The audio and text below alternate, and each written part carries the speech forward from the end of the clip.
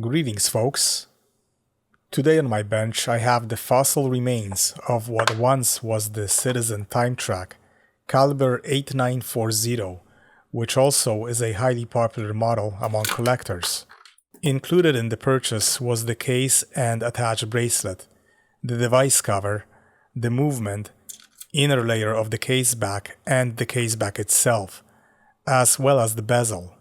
I bought this watch on eBay from some dude in India for 20 bucks, and the moment I pressed pay now, I realized that I overpaid by $19.50. As you can see, this thing is in a terrible condition. The case back is no good, having separated itself from the inner layer. The device cover can be reused, but I have very little confidence in the condition of the movement. I'll be able to salvage the dial and hands. The plate and supporter look like they're in pretty good shape, though dirty. The bracelet is in a horrific condition. These amounts of rust are most likely the cause of prolonged sweating. I'm not going to refer to this video as a restoration, because some of the parts here are beyond anyone's ability to bring them back to a like-new state. Alright, let's begin the disassembly of the movement. This is part of the 894X family of calibers, and virtually identical to the Citizen robot face, which I have previously restored on this channel. The LC display panel supporter is removed first by unclipping 6 clips. 2 at the top, 2 at the bottom, and 1 on each side.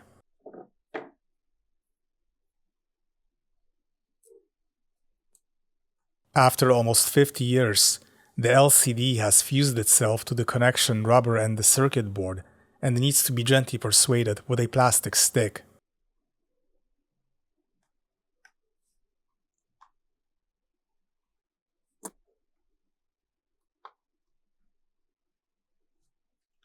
These dials mark very easily, and the use of a plastic bag for protection during the hand removal is very important.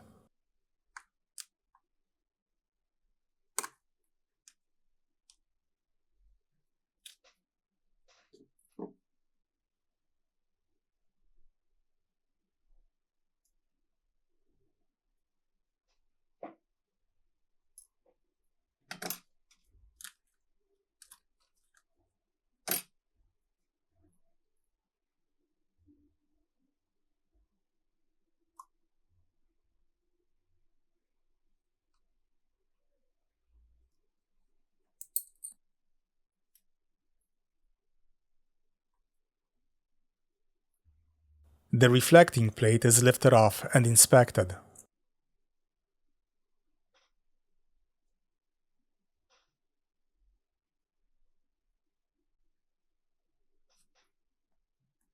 Turning the supporter plate over, there are 2 screws which secure the dial feet, and they need to be loosened.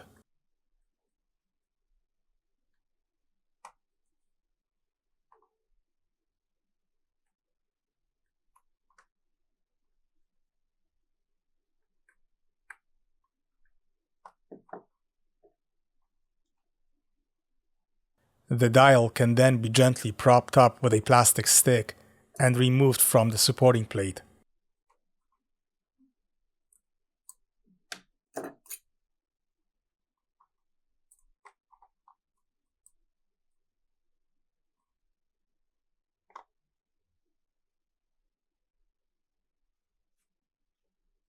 The circuit board is attached to the supporter plate by 5 screws, and they are removed next.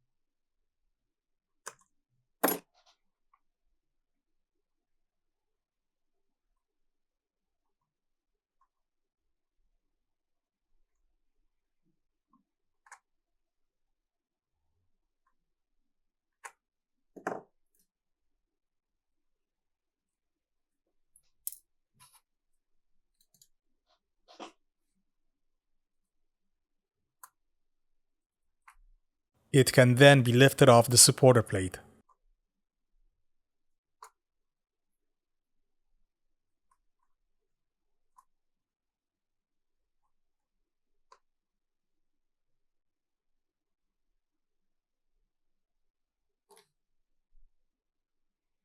Remove the buzzer contact spring so we don't lose it, and then the insulator sheet.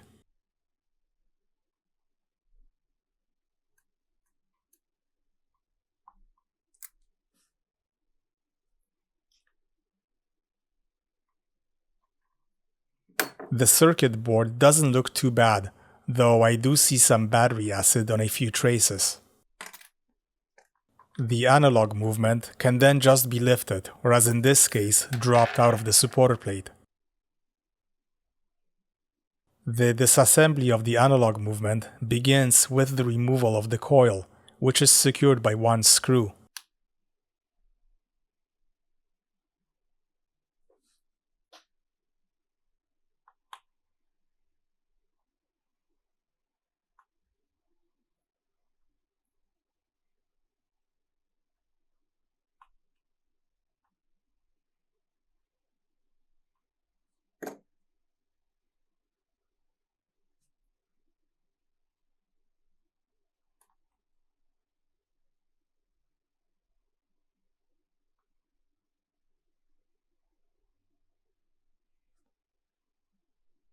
Next, remove the two screws securing the train bridge.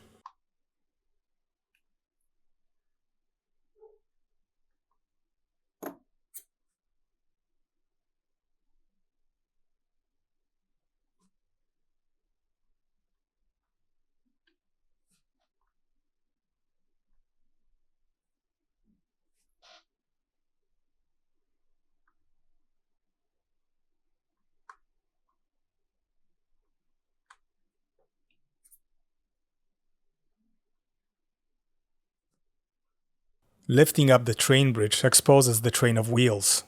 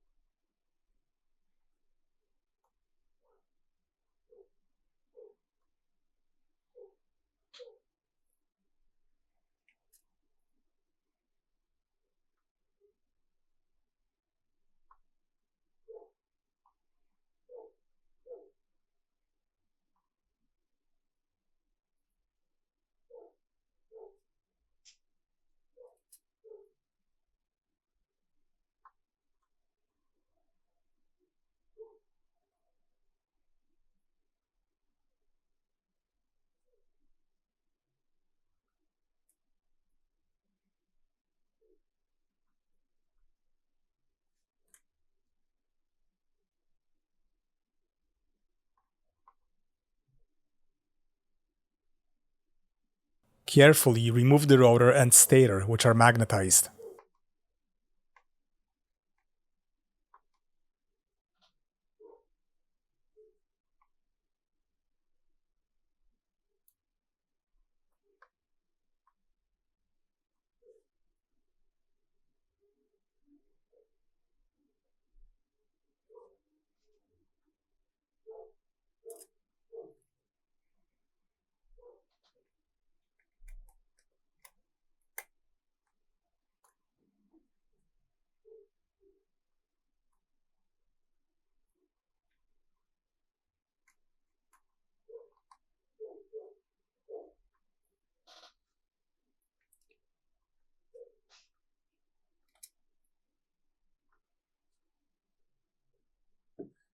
The supporter plate is cleaned in the greaser with a hobby brush. It's in a really good shape and just needs to be washed from fingerprints and dirt which has accumulated over the many decades.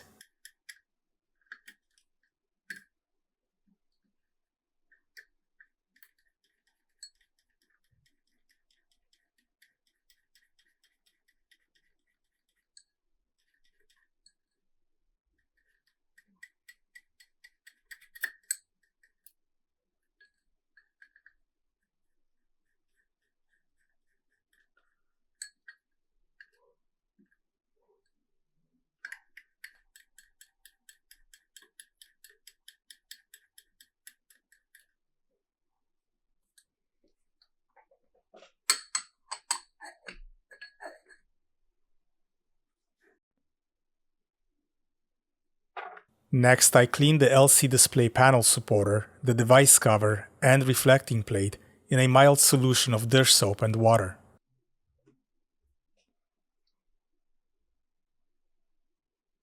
The reflecting plate has some major stains which I will not be able to completely remove.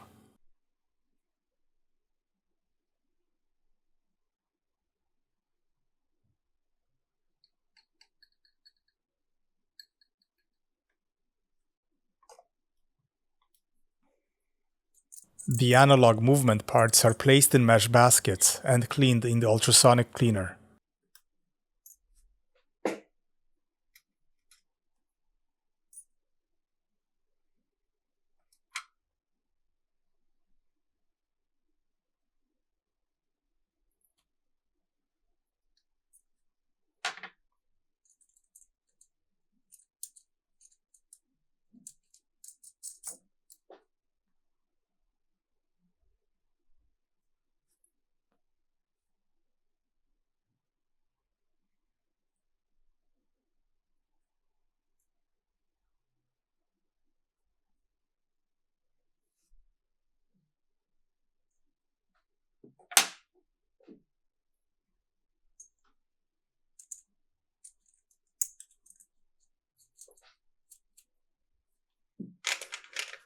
I pour a little acetone into a small glass container in order to remove the luminescent paste attached to the hour and minute hands. Let it soak for 15 minutes, and it will come off by itself. The loom on the dial needs to be scraped off because exposing it to acetone or alcohol would result in complete ruin of the dial. I didn't film the process of scraping the loom off the dial because I do this using a loupe and my head would constantly be in the way of the lens. Here you can see that the dial also isn't in the best shape, and this will detract from the quality of this rebuild.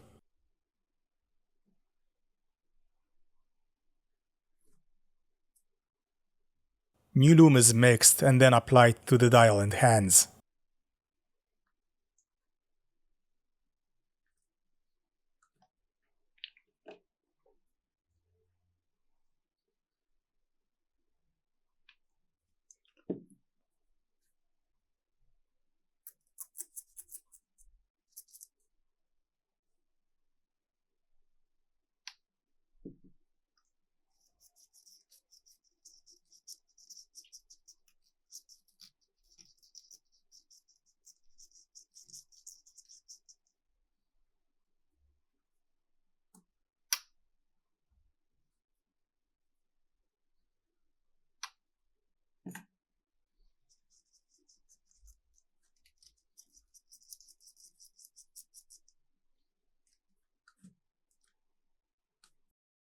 Here is the result.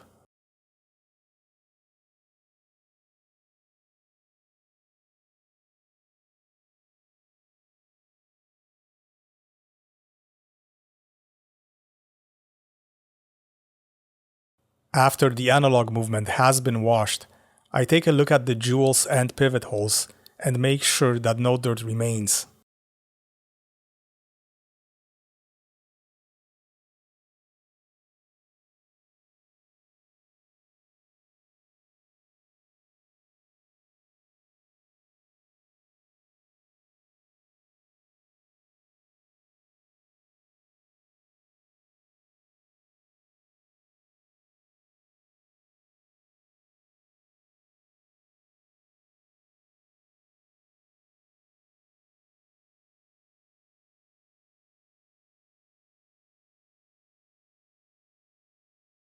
I also inspect the rotor under the microscope to make sure that the pivots are straight. Now I'm ready to reassemble the analog movement. First, I place the stator in its place on the bottom plate.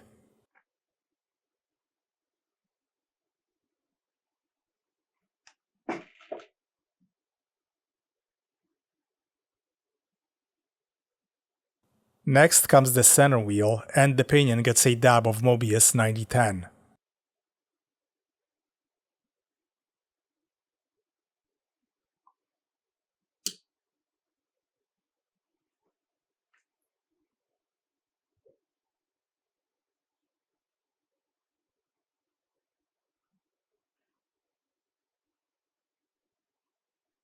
This is followed by the minute wheel.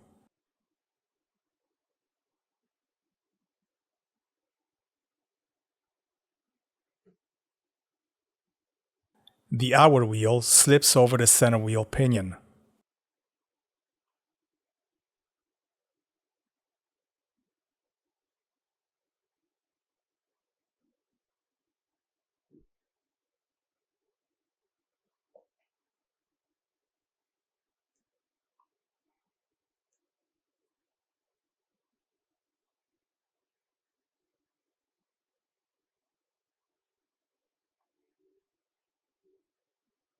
Then I place the rotor inside the stator. You won't be able to drop it into the bottom jewel because the stator is magnetized and will immediately pull the rotor to itself. I have to stress over and over just how careful you have to be when handling this rotor. Here you're looking at this through a macro lens. This part is tiny and the two pinions are barely visible. Breaking them off takes no effort whatsoever.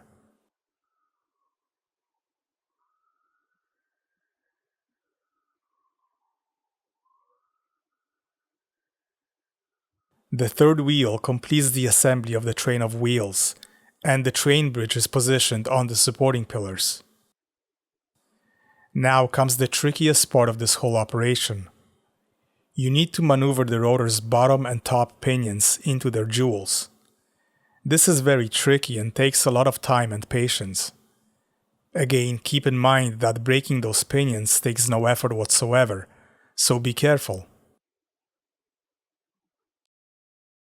Once everything is in place, I confirm this by looking at the jewels and pinion holes under the microscope to make sure that they are all correctly seated.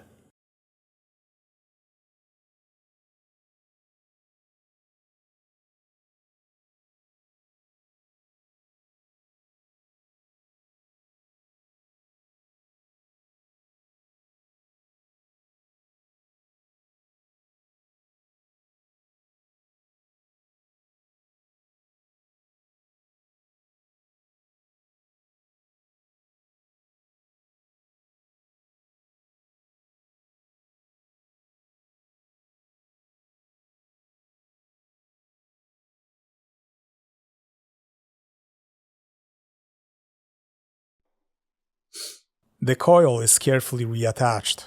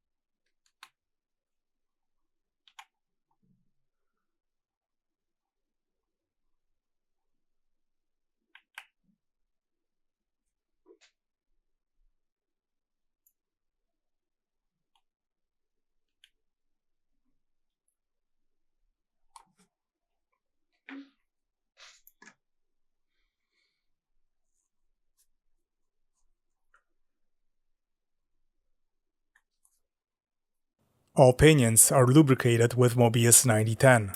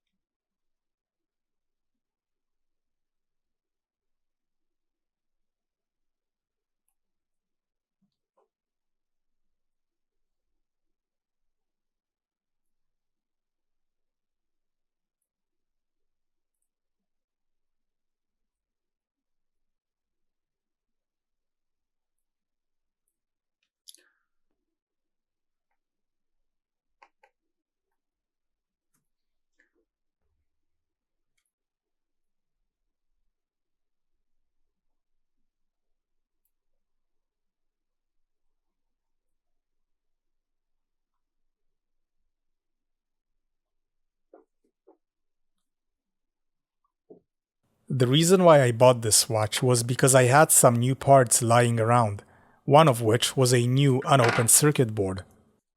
Though this board doesn't look too bad, I won't take my chances.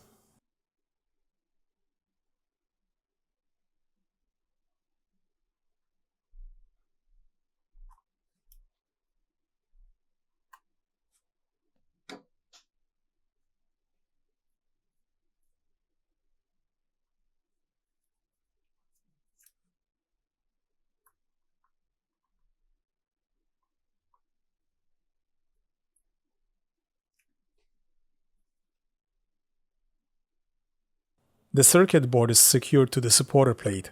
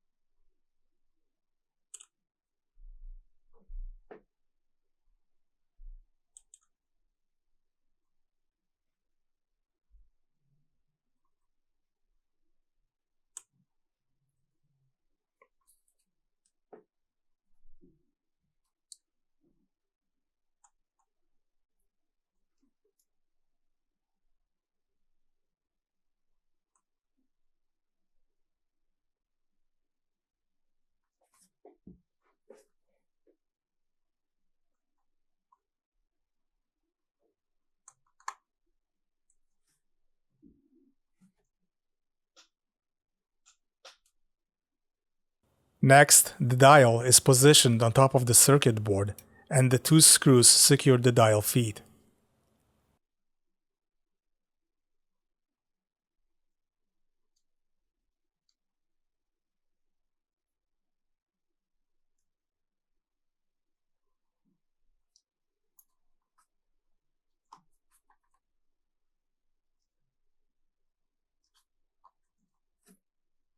That's followed by the reflecting plate and the connection rubber strips.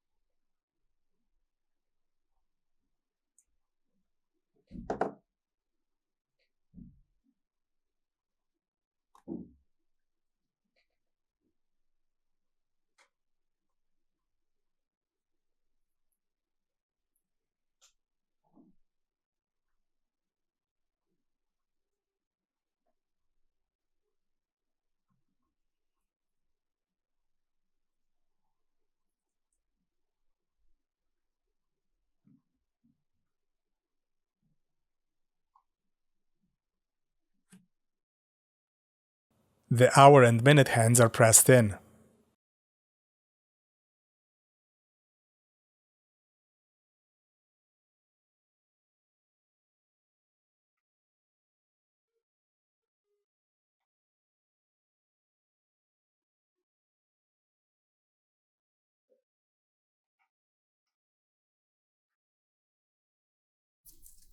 Another new part which I have for this watch is a brand new LC display.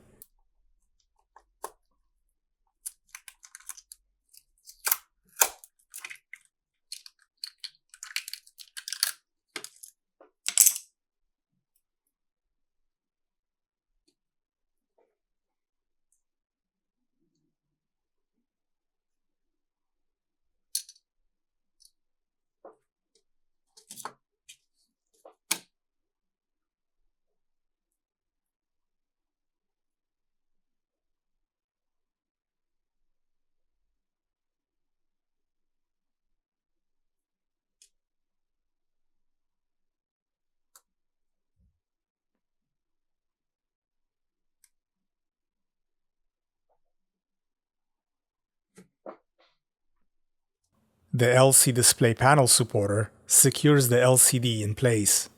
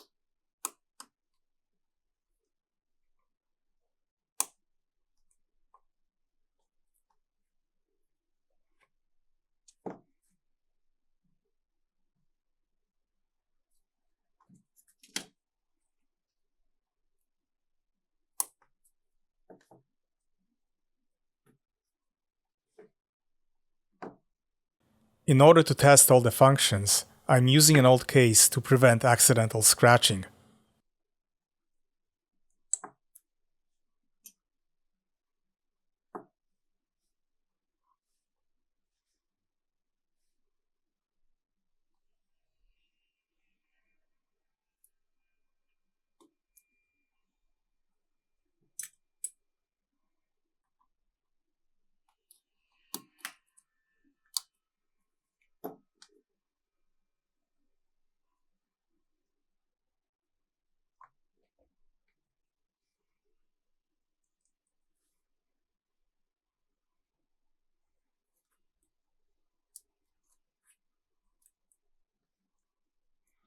Looks like all the digital functions are working and there are no missing digits.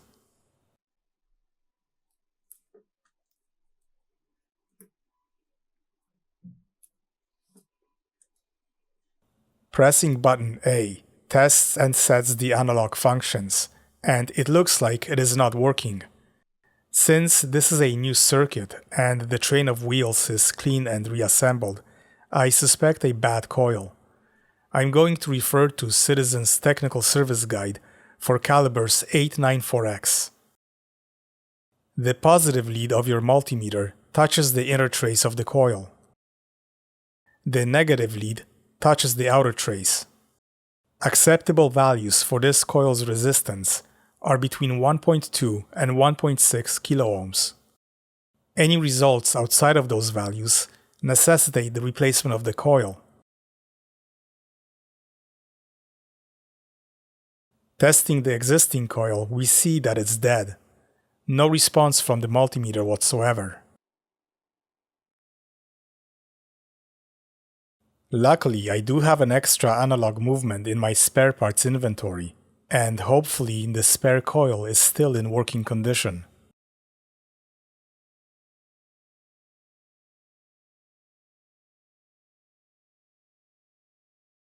And we see that it comes in at just over 1.3 kiloohms.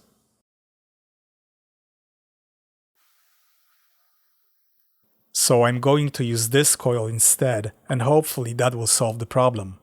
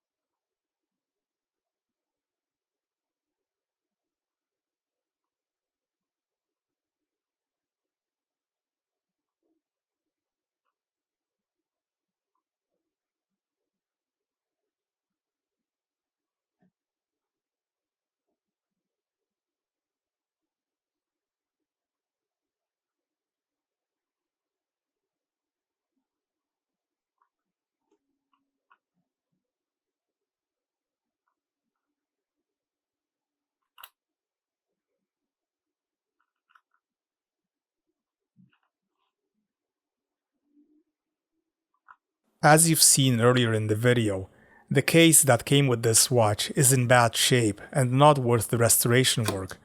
Therefore, I'll be using this new old stock case instead.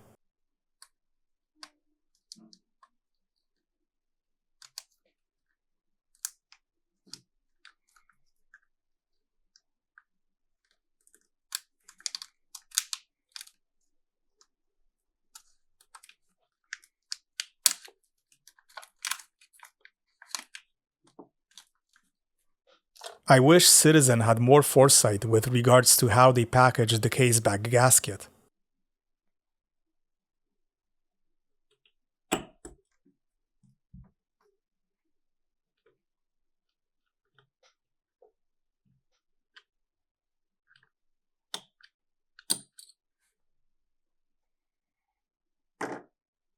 "50 years turns this very delicate piece of thin rubber into a mangled mess.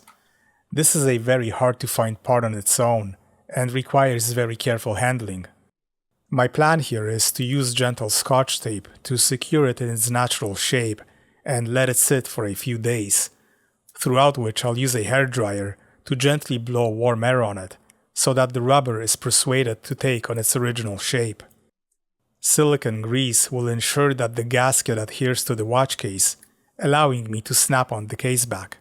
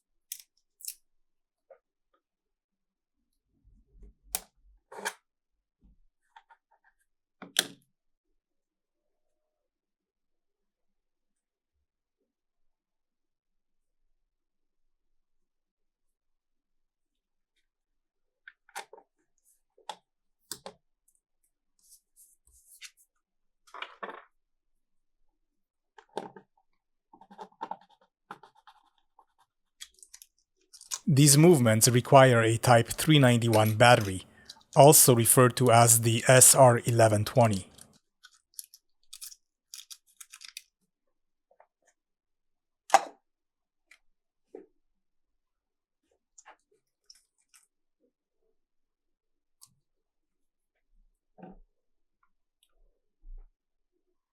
The battery strap that you see here is not necessary and only used for testing purposes.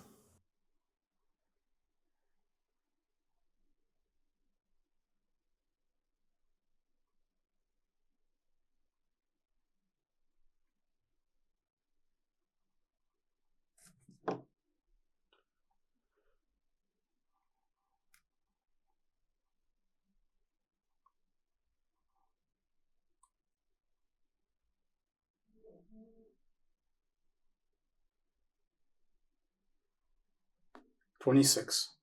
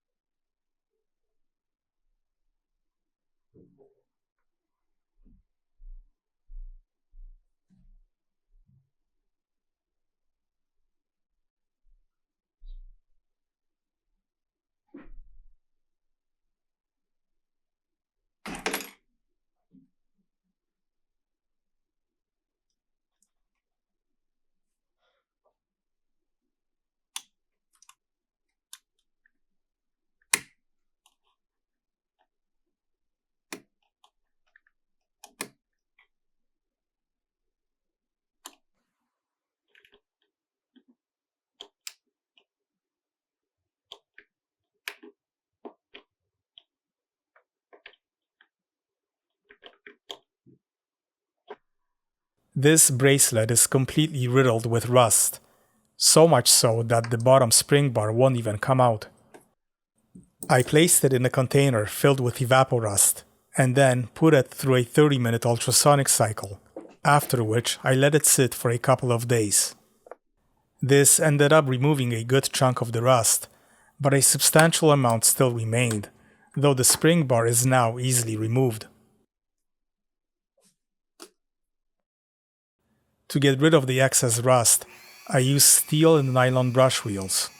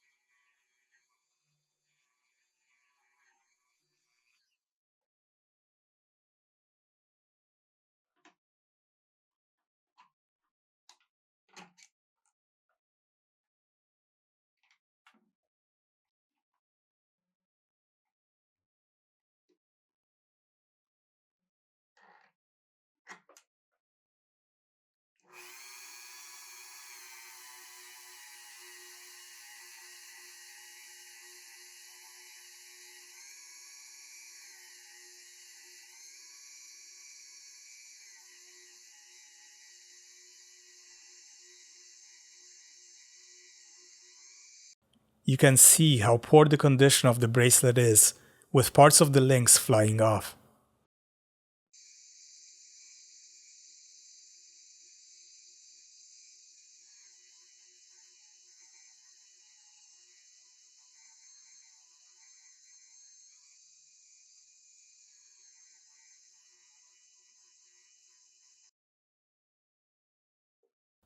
For the last step, I use a scouring pad to give the bracelet that brushed steel finish.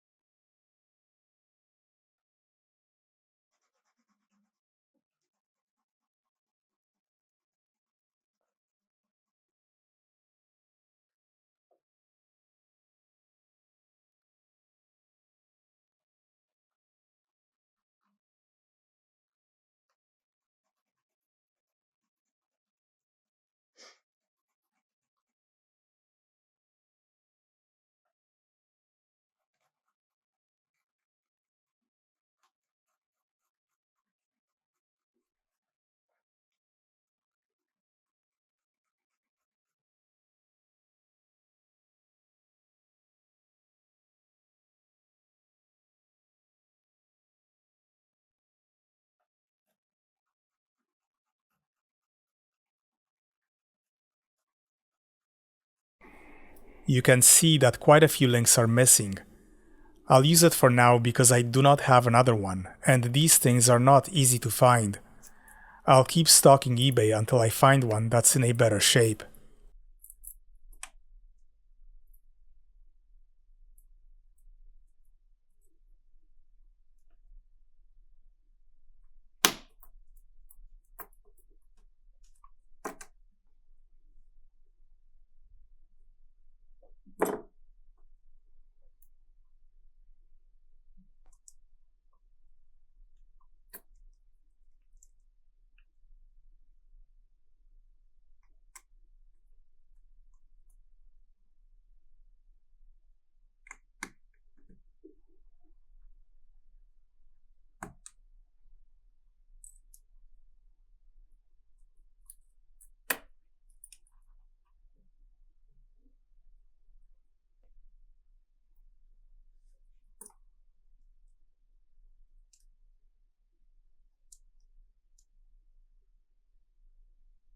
By the way, I realized that I put the bracelet on backwards.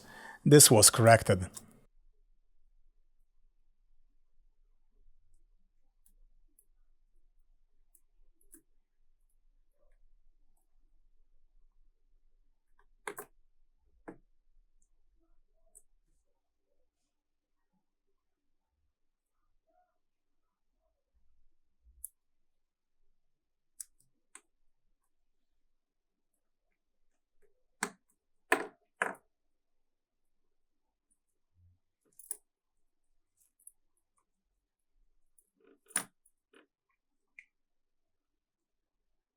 And here is the end result. This could have turned out much better if I had a reflecting plate without the excessive staining, and a better dial and bracelet. I'll keep my eye out for these parts, and when they turn up somewhere, I'll use them to replace the current ones. In the meantime, I'm not too worried about it, as this isn't the only time track in my collection. I've also restored this one long before the idea for this channel even popped into my head, and this first one is a full like-new restoration. Thanks for watching. Please subscribe, like, and leave a comment. Until the next time, take care.